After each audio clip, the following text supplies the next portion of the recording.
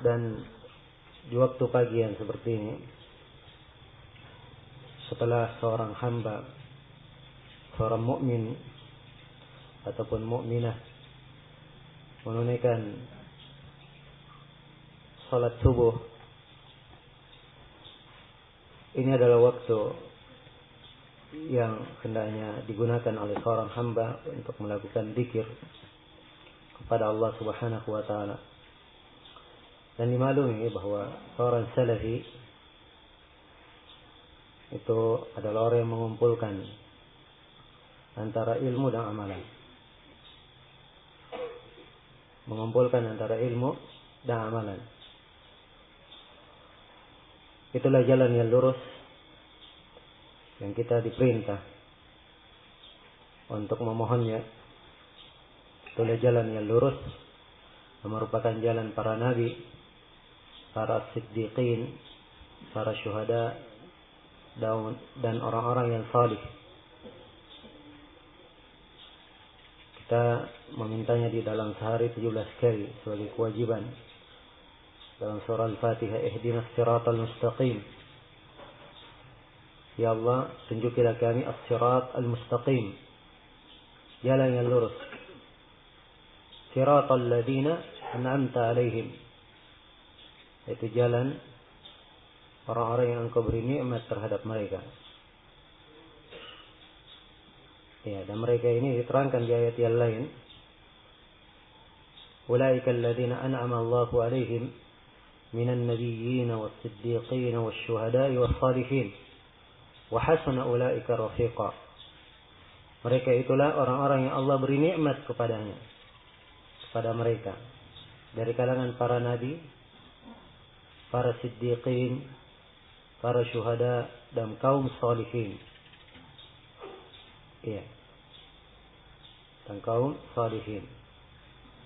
Jadi jalan mereka adalah jalan mengumpulkan antara ilmu dan amalan. Karena itu di akhir dari surah Al-Fatihah dikatakan ghairil maghdubi alaihim waladdallin, bukan jalan orang yang dimurkai, dan bukan pula jalan orang-orang yang disesatkan.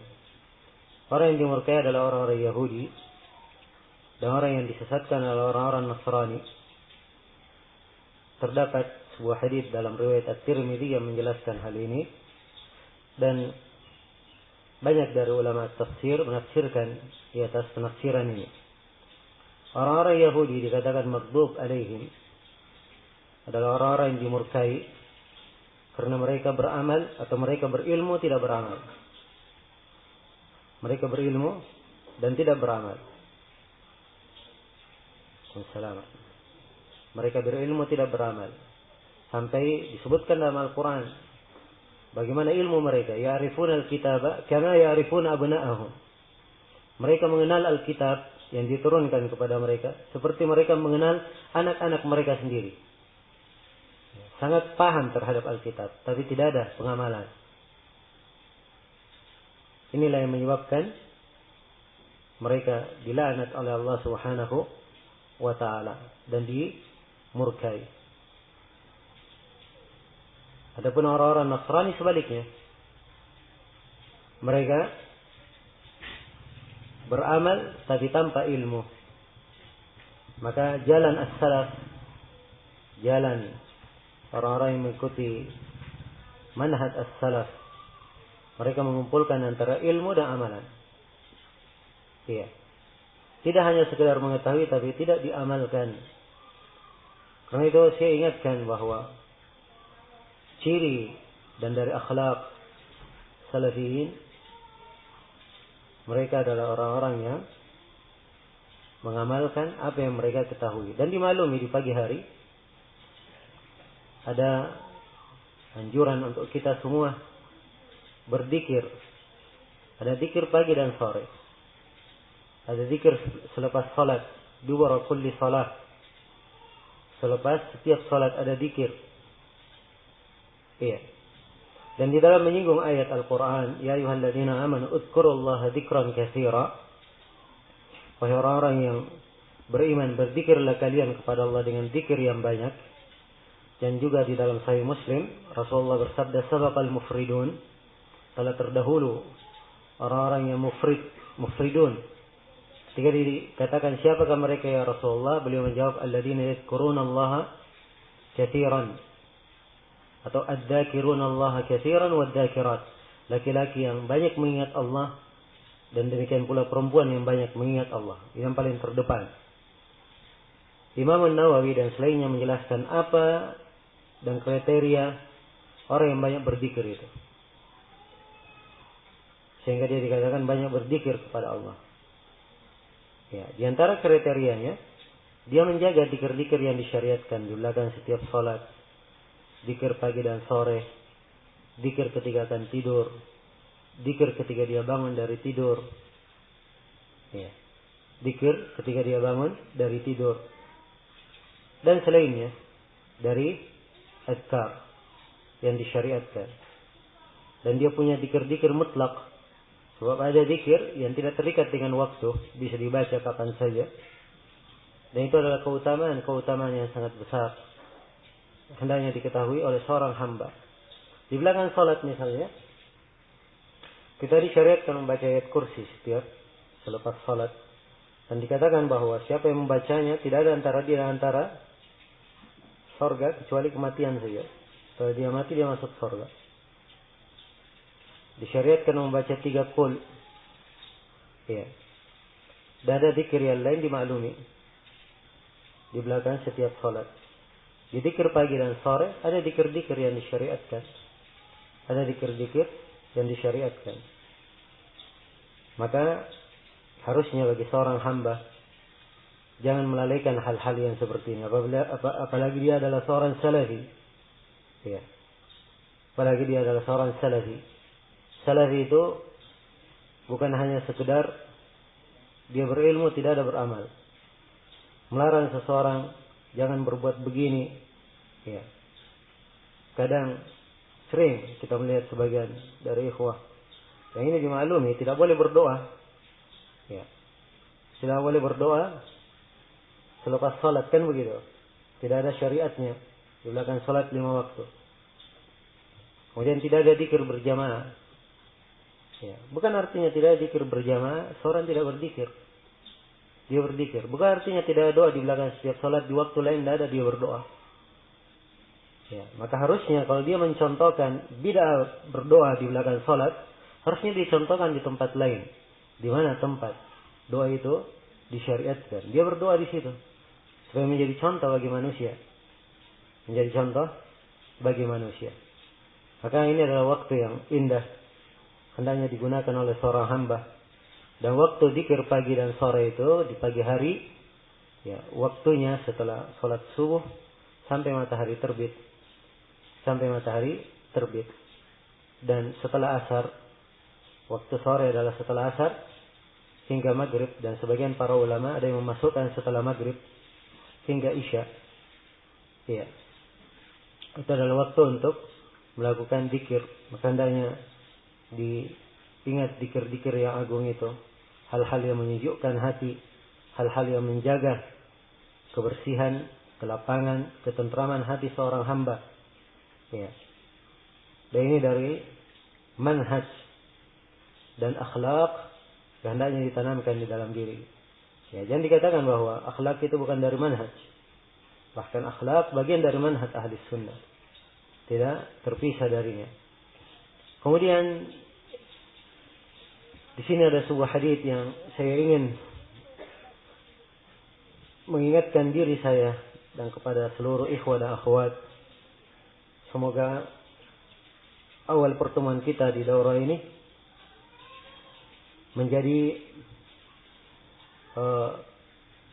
sebuah panduan atau menjadi sebuah pijakan dan hal yang terus-menerus membangkitkan semangat kita di dalam mempelajari ilmu agama dan mencari keridhaan Allah Subhanahu wa taala. Hadis yang saya maksud adalah hadis yang diriwayatkan oleh Imam Ahmad di dalam Musnadnya, Ibnu Abi Syaibah di dalam Kitabul Ilm, Al-Hakim dalam Al-Mustadrak dan selainnya datang dari hadits Ibnu Abbas dan juga datang dari hadits Anas bin Malik, Rasulullah sallallahu alaihi wasallam bersabda, "Manhumani la yashba'an.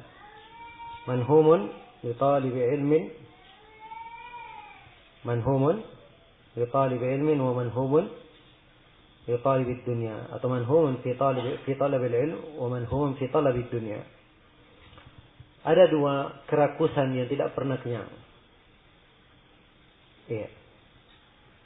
Kalau seorang punya kantong, punya sifat semangat, kerakusan, maka dua kerakusan ini tidak pernah kenyang, tidak ada habisnya. Nabi kabarkan. Yang pertama adalah kerakusan di dalam menuntut ilmu. Itu tidak ada habisnya. Kemudian yang kedua adalah kerakusan di dalam mencari dunia. Kerakusan di dalam mencari dunia. Dari hadits yang mulia ini, Rasulullah sallallahu alaihi wasallam ingatkan bahwa manusia ada dua golongan dalam masalah kerakusan. Ada yang punya kerakusan, semangat yang besar, tapi arahnya kepada ketaatan, yaitu kepada menuntut ilmu. Dan ada yang punya semangat yang sangat besar, ya, tapi arahannya kepada mencari dunia. Kepada mencari dunia. Maka ini diingatkan oleh Rasulullah sallallahu alaihi wasallam. Terdapat di dalamnya penjelasan, petikan-petikan pelajaran dari konteks yang tersurat di dalam hadis, dan terdapat di dalamnya isyarat-isyarat dan petunjuk-petunjuk dari mana yang tersirat dalam hadis. Ya, dari kandungan hadis ini, seorang hamba hendaknya mengetahui bahwa tabiat manusia semuanya punya kerakusan akan sesuatu. Ada semangat yang sangat besar di dalam mendapatkan sesuatu. Iya. Maka ini harus dia ukur di dalam dirinya. Harus dia ketahui dan dia arahkan diri itu kepada kebaikan. Sebab diri kalau tidak diarahkan kepada kebaikan, maka ia tidak akan mendapatkan hal yang seharusnya didapatkan oleh seorang mukmin dan mukminah di jalan menuju kepada Allah Subhanahu wa taala. Iya. Maka hendaknya dia mengarahkan dirinya kepada kebaikan. Maka Nabi terangkan, ya, bahwa kerakusan dalam menuntut ilmu ini tidak ada habisnya, dan menuntut ilmu adalah hal yang terpuji di dalam syariat. Dan mencari dunia tidak tercela secara umum, mencari dunia, tapi tatkala seorang mencari dunia lebih daripada kadarnya, lebih daripada apa yang seharusnya, maka ini letak celaan di dalam hadis. Iya. Karena itulah semangat hendaknya diarahkan kepada jalan yang baik. Dan kita sebagai seorang hamba, seorang mukmin, telah diwasiatkan oleh Rasulullah sallallahu alaihi wasallam dalam sebuah hadis yang diriwayatkan oleh Imam Muslim. Beliau bersabda, "Ihris ala ma yanfa'uk. Wasta'in billah wa la ta'jaz." Bersemangatlah engkau meraih apa yang bermanfaat bagimu. Bersemangatlah engkau meraih apa yang bermanfaat bagimu. Harus ada semangat, tapi dalam hal yang bermanfaat. Wasta'in billah, mohonlah pertolongan kepada Allah. Wala ta'jaz, dan jangan kamu merasa lemah. Jangan merasa lemah. Ini 3 rukun dalam meraih kebaikan. Semangat, dapatkan apa yang bermanfaat. Kemudian yang kedua, dia memohon pertolongan kepada Allah. Dia tidak bersandar pada dirinya sendiri. Ya. Sebab seorang hamba kalau dia sudah bersandar pada dirinya, itu adalah alamat adalah alamat kerugian dan alamat ketidakberhasilan. Kemudian yang ketiga, wala ta'jaz, jangan kamu merasa lemah. Iya. Jangan merasa lemah. Harus punya semangat. Apabila seseorang menghadapi rintangan, maka dia bersabar dalam menghadapinya, menjalaninya. Wala ta'jaz. Dan dimaklumi juga bahwa kita telah diwasiatkan di dalam Al-Quran, di berbagai ayat, dalam uraian kadang menjelaskan sifat kaum mukminin, bahwa mereka orang-orang yang bersegera di dalam kebaikan. Di surah Al-Mu'minun, Allah berfirman, "Ulaika yusari'una fil khairat wa hum laha sabiqun." Mereka itulah orang-orang yang bersegera di dalam kebaikan, dan mereka adalah orang-orang yang terdepan pada kebaikan itu. Dan Allah Subhanahu wa taala berfirman, "Wasari'u ila maghfiratin min rabbikum wa jannatin arduha ka'ardis sama'i wal ard u'iddat lil muttaqin." Bersegeralah kalian menuju kepada pengampunan dari Rabb kalian. Pengampunan dari Rabb kalian. Kita diperintah bersegera menuju kepada pengampunan Allah Subhanahu wa taala. Dan menuju kepada surga yang luasnya seluas langit dan bumi. Disiapkan untuk orang-orang yang bertakwa. Dan Allah firman, "Wasabiqu ila maghfiratin min rabbikum wa jannatin arduha ka'ardis sama'i wal ard u'iddat lil ladzina amanu billahi wa rusulihi. Dzalika fadlullahi yu'tihi man yasha' wallahu dzul fadlil 'adzim." Ya. Dan berlomba-lombalah kalian menuju kepada pengampunan. Kalau di ayat yang pertama, bersegeralah kalian. Ini berlomba-lombalah kalian. Ya, dan kalimat berlomba-lomba, bersegera, ada semangat seorang di dalamnya. Ya. Semangat yang sangat besar. Sebab kata berlomba-lomba dan bersegera, ini dia seakan-akan ingin mengejar dan mendahului. Ya, dan dalam kebaikan itu adalah hal yang terpuji. Berlomba-lombalah kalian menuju kepada pengampunan dari Rabb kalian dan surga luasnya seluas langit dan bumi. Disiapkan untuk orang-orang yang beriman kepada Allah dan Rasulnya. Itulah keutamaan yang Allah berikan kepada siapa yang Allah kehendaki. Dan Allah Maha mempunyai keutamaan yang sangat besar.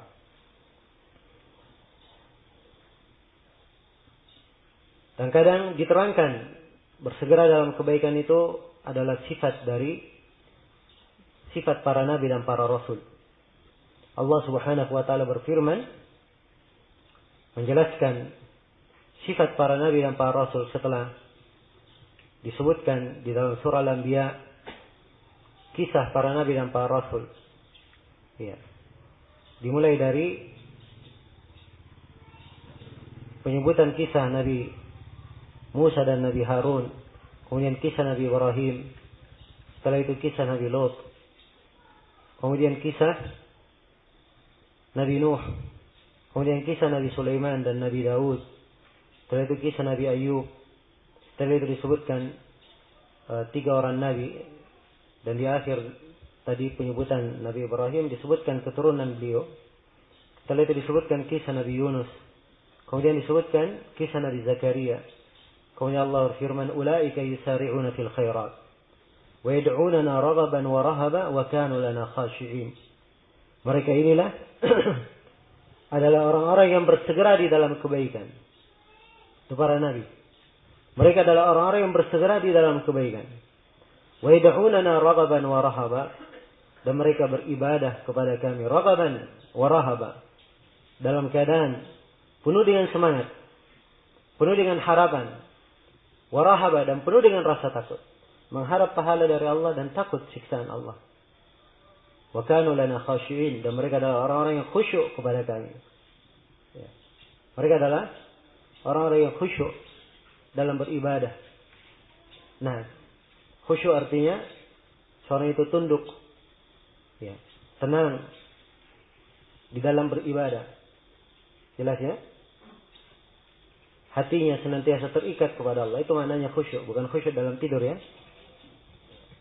Kalau khusyuk dalam tidur lain lagi namanya. Ya, baik.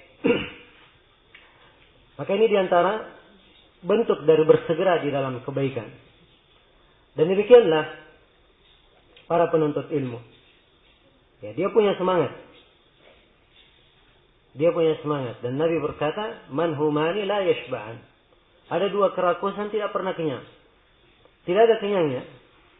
Ya, sebab demikianlah ilmu itu. Dan ini menunjukkan keutamaan ilmu. Ya, di mana orang yang menuntut ilmu agama, maka ilmu itu akan menenangkan hatinya.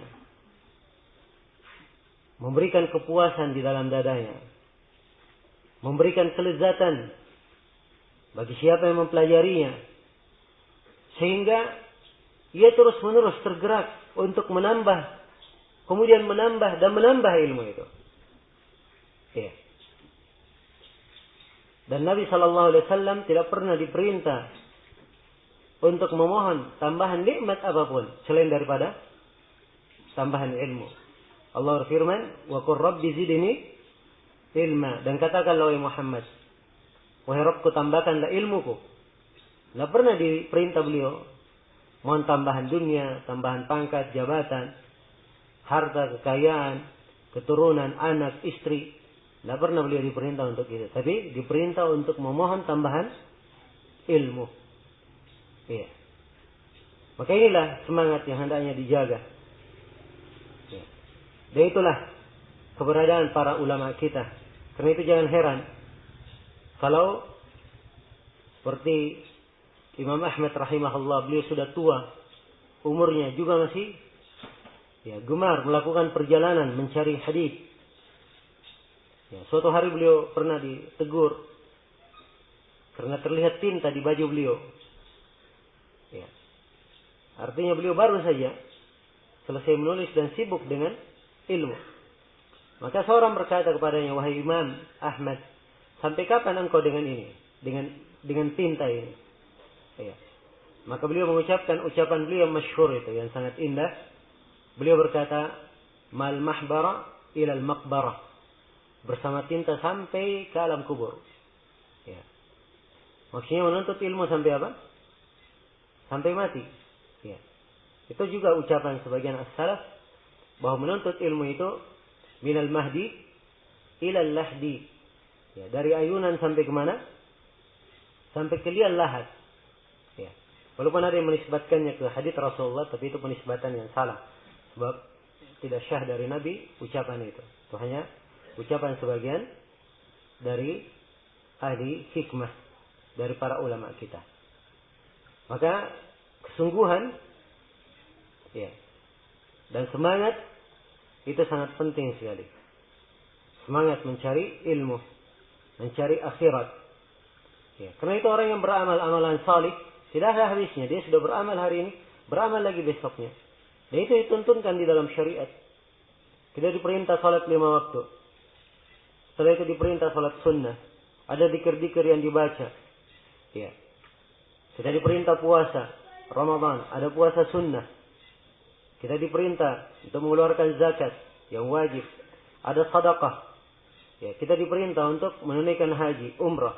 Dan diperintah untuk menyambung antara haji dan umrah itu senantiasa mengikuti. Antara haji dan umrah, sambung menyambung.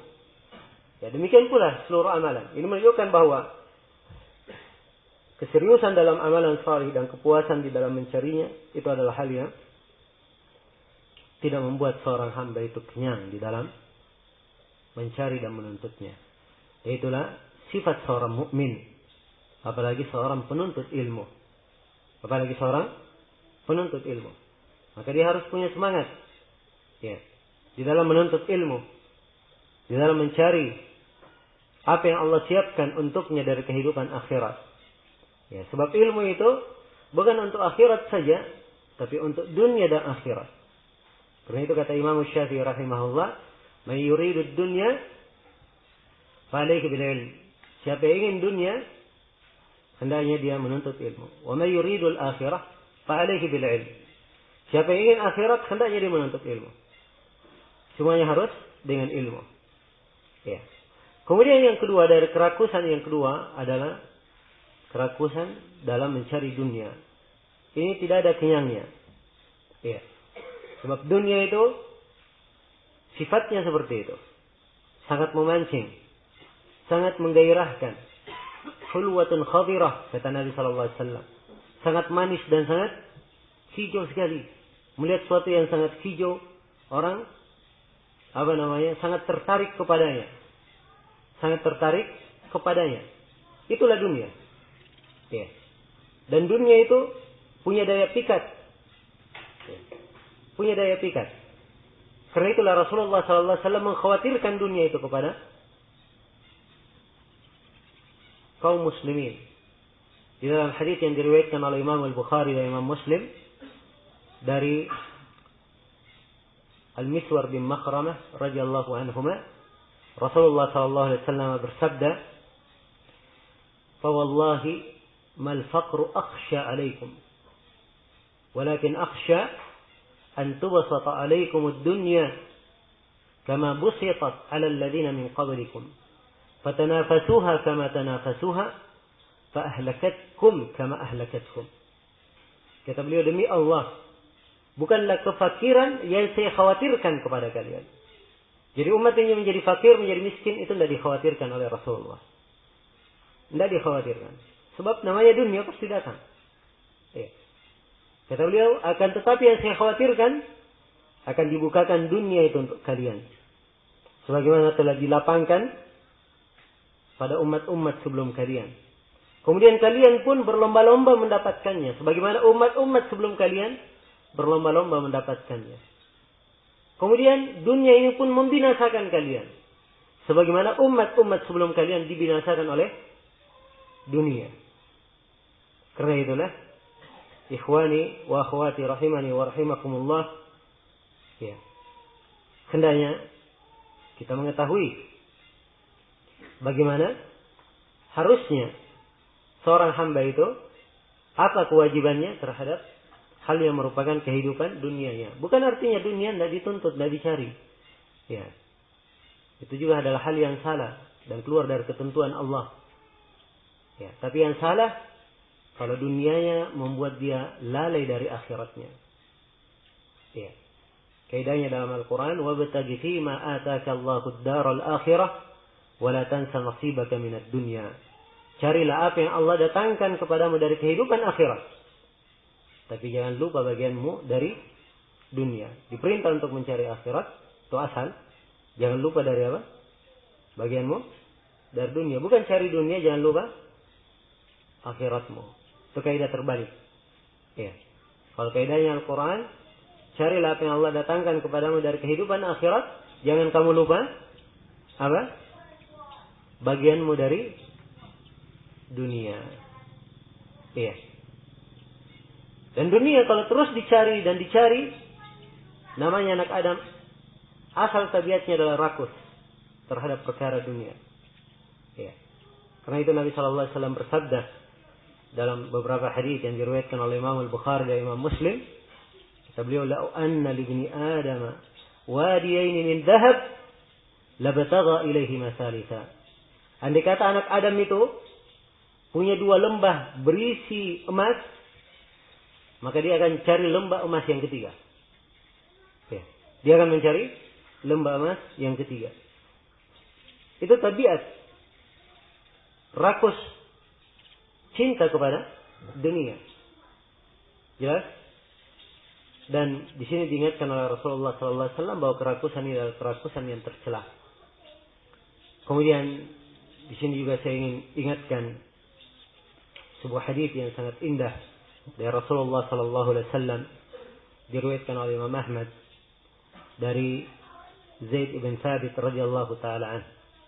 Rasulullah SAW bersabda, "Man kanati al-akhiratu hammah, wa man kanati ad-dunya hammah, farraqallahu shamlah." Farraqallahu shamlahu wa ja'ala al-faqra baina aynayhi wa la ta'tihi min ad-dunya illa ma kutiba lahu. Siapa yang kehidupan dunia adalah tujuan hidupnya, maka Allah akan cerai-beraikan usahanya. Dan akan dijadikan kefakiran antara kedua pelupuk matanya. Seakan-akan kefakiran di depan matanya, terus membayanginya. Ya. Dan tidak akan datang kepadanya dari kehidupan dunia kecuali apa yang sudah digariskan, ditakdirkan untuknya. Ini kalau dia memang tujuannya dunia. Kalau tujuannya akhirat, sebaliknya Rasulullah bersabda, "Wa man kanatil akhiratu hammah, jama'a Allahu shamlah, wa ja'ala al-ghina fi qalbihi, wa ta'tihi ad-dunya wa hiya raghimah." Ya. Siapa yang kehidupan akhirat itu adalah tujuan hidupnya, semangatnya, maka akan dikumpulkan usahanya, disatukan usahanya, dibantu. Dan akan diberikan rasa cukup di dalam hatinya. Ini rasa cukup ini harta yang paling berharga. Tidak ada kekayaan yang lebih kaya daripada harta ini. Apa daripada rasa cukup ini. Ya. Sebab seorang punya harta apapun, kalau tidak ada rasa cukup dalam hatinya, harta yang banyak itu jadi sedikit, bahkan tidak ada nilainya. Ya. Tapi seorang yang punya sedikit, kalau dia punya rasa cukup dalam dirinya, maka yang sedikit ini adalah kekayaan yang sangat besar baginya. Ya. Dan ini telah diingatkan oleh Nabi SAW dalam hadits Abi Hurairah yang diriwayatkan oleh Imam Al-Bukhari dan Imam Muslim. Kata beliau, "Laisal ghina an kasratil araf, innamal ghina ghinan nafs." Bukanlah kekayaan itu dari banyaknya harta benda, tapi kekayaan itu adalah kekayaan di dalam diri, kekayaan di dalam jiwa. Itulah hakikat dari kekayaan. Ya, maka Nabi bersabda, siapa yang dunia semangatnya, itu tujuannya. Ya, kita kembali ke akhirat. Ya, siapa yang akhirat adalah tujuannya, semangatnya, maka Allah akan satukan upayanya. Dia akan dibantu. Dan akan diberikan rasa cukup di dalam dirinya. Dan dunia akan datang kepadanya dalam keadaan dipaksa dunia itu. Walaupun dia tidak mau datang, dipaksa juga untuk datang kepada hamba. Ya. Jelas? Maksudnya apa? Dunia itu betul-betul dibukakan untuk hamba tersebut. Karena itu, ya, kefakiran bukanlah hal yang dikhawatirkan oleh Rasulullah kepada kaum mukminin. Tapi yang dikhawatirkan, tatkala seorang dibukakan untuknya dunia dan membuat dia lalai dari akhiratnya. Maka ini dua hal yang hendaknya dijaga. Dua hal yang hendaknya diperhatikan. Dua kerakusan ini. Di mana kerakusan yang baik dan mana yang tercela. Ya, seorang penuntut ilmu, itulah yang hendaknya dia jaga di dalam dirinya. Ya. Dan bagaimana seorang itu mendapatkan semangat dan cinta kepada ilmu? Nah, disinilah upaya dia di dalam menuntut ilmu itu. Ya, tidak hadir dalam majelis ilmu sekali, dua kali, tiga kali, empat kali. Ya. Tapi dijadikan ilmu itu sebagai pekerjaannya. Dijadikan ilmu itu sebagai bagian dari hidupnya. Ya. Bahkan ilmu itu dijadikan sebagai sesuatu yang dia tidak bisa terpisah darinya. Ibarat ikan, kalau dipisahkan dari air, dia tidak bisa apa? Tidak bisa hidup. Demikianlah penuntut ilmu itu. Apabila dia dipisahkan dari ilmu. Ya. Tatkala ilmu sudah menjadi kecintaannya, ya, dia menuntut ilmu kemudian mengamalkannya, maka Allah Subhanahu wa taala akan mewariskan kepadanya ilmu dan mengajarkan kepadanya ilmu yang sebelumnya dia tidak ketahui. Ya, sebab beramal dengan ilmu itu di antara manfaatnya akan menyebabkan hamba tersebut, ya, diberikan anugerah ilmu yang lainnya. Allah firman, "Walau annakum fa'alu ma yu'adhuna bihi lakana khairan lahum wa ashadda tathbita wa idzan la'atainahum min ladun ajran 'azima wa lahadainahum siratan mustaqima."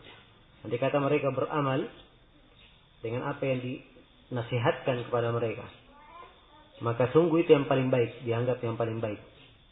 Dan sungguh itu adalah hal yang paling mengokohkan. Ya, sebab beramal dengan ilmu itu mengokohkan ilmu.